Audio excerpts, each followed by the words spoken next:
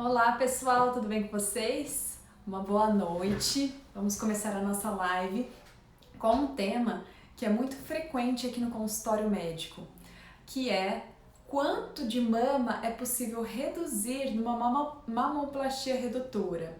Então, quem tem a mama muito grande costuma se queixar muito do que? De dores nas costas, de uma marca funda que começa a ser formada nessa região do ombro devido ao uso de um sutiã muito pesado, dificuldade de encontrar roupas ideais como biquínis, lingeries, camisolas, blusas que consigam ficar legais com um tamanho de mama muito grande. E qual que é o desejo dessas pacientes? Seja aquelas jovenzinhas que têm uma tendência ao aumento muito grande da mama, que desde a puberdade, desde da primeira menstruação, desenvolveram essas mamas grandes e se queixam muito disso, ou seja, daquelas pacientes que isso aconteceu após a amamentação, após a gestação, ou até mesmo após um ganho de peso, que também interfere muito no volume das mamas. É uma queixa muito comum. E quando as pacientes têm essa queixa e chegam aqui no consultório, o desejo delas é quase que eliminar as mamas completamente. Elas falam: doutora, eu tenho que diminuir o máximo possível, eu quero aquela mama pequenininha, porque elas já têm esse trauma da vida inteira ter tido essas mamas muito grandes, de todos esses desconfortos, e elas querem a menor mama possível, de preferência quase zerado. Mas e aí? Isso aí é possível? E é o tema de nossa live de hoje. Sejam todos muito bem-vindos. E existem limites para retirada da glândula mamária, da redução dessa mama. Nossa mama toda, o nosso tecido, nossa pele, nossa glândula mamária, ela é toda irrigada por vasos sanguíneos. São esses vasos sanguíneos que trazem nutriente para a pele, para a glândula. Esses vasos sanguíneos, eles vêm tanto profundamente da região da musculatura para fora, quanto superficialmente através da pele. E é importante nessa cirurgia nós tentarmos manter o máximo possível dessa vascularização desse sangue, porque é ele que leva nutrientes para essa região. E quando a cirurgia é muito agressiva, é retirado muita pele ou muita glândula mamária, a gente não retira só a pele e a glândula que a gente quer. Acabam saindo vasos sanguíneos, o que pode comprometer muito a cicatrização, principalmente. E ocorrer aquelas necroses, que às vezes vocês pesquisam na internet, acham um monte de coisa no Google, um monte de maluquice e não conseguem assimilar, não conseguem entender direito. Então, quando falta sangue para uma região do corpo, quando o sangue não é suficiente para manter a nutrição dessa parte, ela acaba morrendo, que é a necrose, principalmente por falta de sangue, de circulação, tanto que chega quanto que vai embora, para manter esse fluxo, então, de nutrientes para essa região. Quando a cirurgia é muito agressiva, podem ser retirados não só pele e glândula mamária, como também vasos sanguíneos. E isso não é possível de ser visto durante a cirurgia, durante o ato operatório. Por isso que nós, cirurgiões plásticos, que temos toda uma formação, fizemos um grande número dessas cirurgias, nós temos aquele feeling da quantidade que pode sair para cada mama. O que depende muito de cada caso, de cada tecido glandular, de cada sobra de pele, de tudo isso. Então, mamas muito grandes, nós não conseguiremos reduzir um volume enorme de uma vez só. Para manter, então, essa segurança da cirurgia, podem ser realizadas até em 2 etapas. E o que vocês ouvem falar da necrose da pele, que pode acontecer, que é essa morte da pele, que é o pavor de qualquer médico, principalmente de qualquer cirurgião plástico, quando ocorre essa necrose da pele. Porque o que acontece? A pele morre, fica um tempão tendo que fazer algum tipo de curativo específico, pomadas, cuidados, até que forma uma nova cicatriz nessa região. A cicatriz pode ficar muito bonita, quase ser imperceptível, então essa necrose após alguns meses de cuidados, ou ela pode ficar muito aparente, especialmente se ela ocorrer na região da areola, que a areola é aquela porção mais pigmentada no centro da mama, que é aquela regiãozinha central aqui da mama. Então, mamoplastia redutora, nós temos limites, nós conseguiremos reduzir o máximo possível de cada paciente, dependendo de cada caso.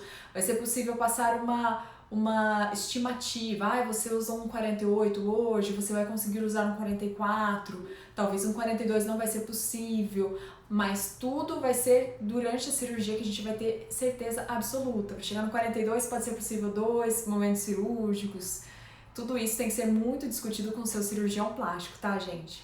E eu queria falar um pouquinho sobre essa principal complicação, que é uma queixa muito comum de vocês, uma dúvida muito comum de vocês, que é a necrose da areola. O que é isso? Como é feita a cirurgia? Tem muita gente que fala, nossa, mas aí você vai elevar a areola, o mamilo que tá lá embaixo até aqui em cima, como que você faz? Você recorta o mamilo, coloca ele em cima da mesa de cirurgia, monta a mama e depois cola de novo? Até existe essa técnica, mas é uma técnica para mamas muito grandes, de muito volume, que a chance dessa necrose existe. E não é legal a gente simplesmente cortar esse mamilo e depois colar de novo. Por quê? Porque vai perder a sensibilidade dessa região e a paciente nunca mais vai poder amamentar por essa mama. Então, sempre que possível, manter então o fluxo sanguíneo, tudo nutrindo essa região. E como que é feita então essa elevação dos mamilos? Uma coisa que eu tentei criar um esqueminha aqui para ficar um pouquinho mais didático para vocês que sabem que eu adoro bonequinho, adoro tudo isso daqui e eu tento explicar da melhor maneira possível, porque é uma coisa muito técnica, né? Uma coisa muito durante a cirurgia que é possível entender. Então, o que nós realizamos numa mamoplastia redutora?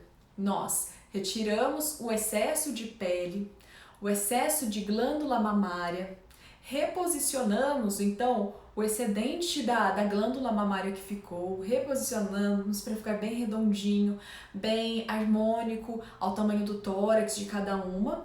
E um quarto fator, a gente eleva então os mamilos, que na maioria dos casos dessas queixas que têm indicação da mamoplastia redutora, elas se queixam que os mamilos ou estão olhando para baixo ou estão muito baixos, né? Então, é a elevação do mamilo que é um ponto crítico da cirurgia, que precisa ser tomado muito cuidado nesse momento. Nós não podemos, então, não é o nosso intuito, recortar, monta a mama e depois cola de novo, que é uma técnica até mais tranquila pra gente, só que a gente quer manter todas as funções desse mamilo, tudo. Então, como nós realizamos? Na maioria das vezes, uma outra queixa das pacientes é em relação ao tamanho dessa areola, uma areola que está muito aumentada, que cresceu, seja na puberdade ou seja na amamentação. Então, no primeiro momento, nós definimos qual vai ser o volume final dessa areola, que é essa porção pigmentada da mama. Para isso, nós temos os areolótomos, que são esses instrumentos circulares aqui, eles não são cortantes, tá? Eles servem só pra gente apertar na mama e conseguir delimitar exatamente essa bolinha aqui, para cortar bem redondinha, para ficar bem bonitinha e retirar então de volta todo aquele excesso dessa porção pigmentada, para ela ficar do tamanho que a gente quer. Existem 3 tipos basicamente, de 3 tamanhos de areolótomos. O pequeno, que é mais utilizado para homens que vão fazer ginecomastia, que precisam reduzir o mamilo, por exemplo. O médio, que é o meu favorito, que eu acho ele lindão aqui, que se encaixa a maioria das mamas.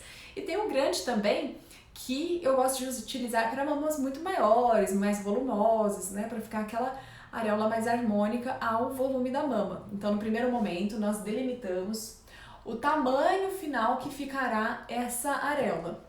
É retirado, então, o excesso de pele que está sobrando, que foi previamente marcado pelo seu cirurgião plástico, geralmente no seu quarto, antes de ir para a cirurgia. Ele foi lá com uma reguinha, marcou tudo, mediu tudo e viu a porção que vai ser retirada. É retirado, então, esse excesso de mama.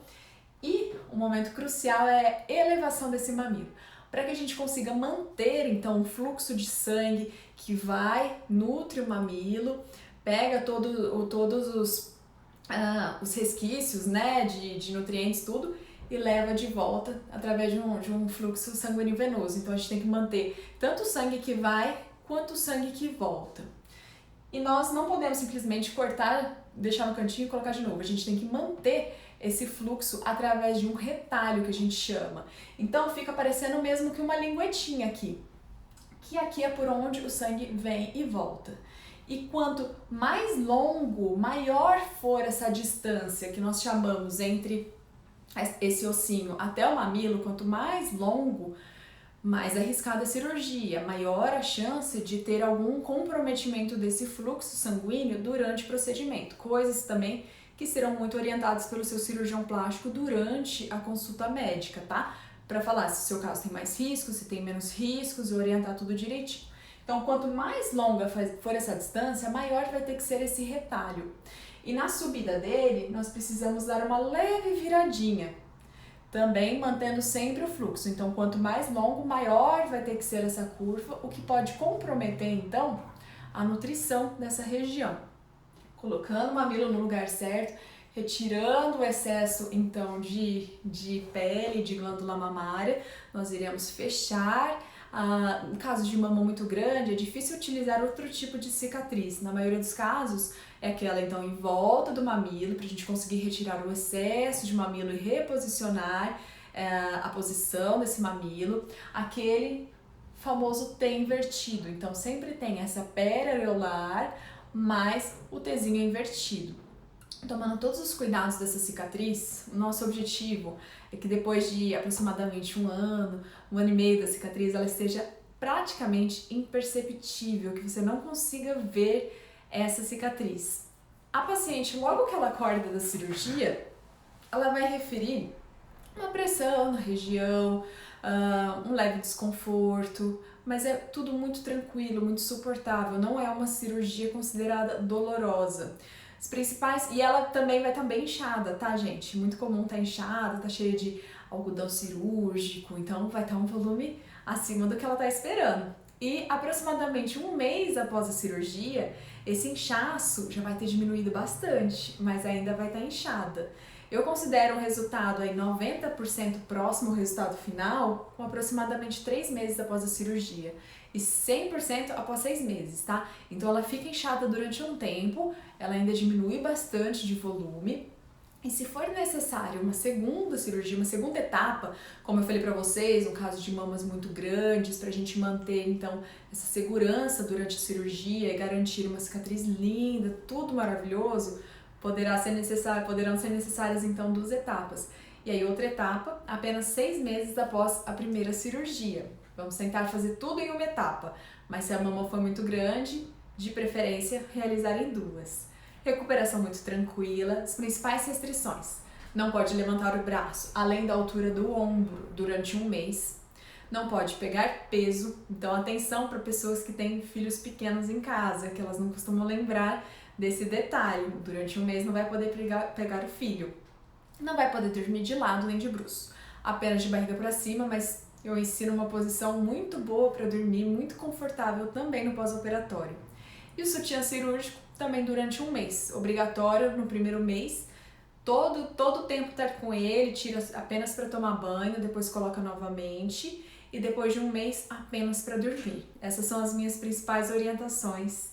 Espero ter conseguido passar para vocês essas orientações, tudo. Então avisar que mamoplastia redutora tem limite sim.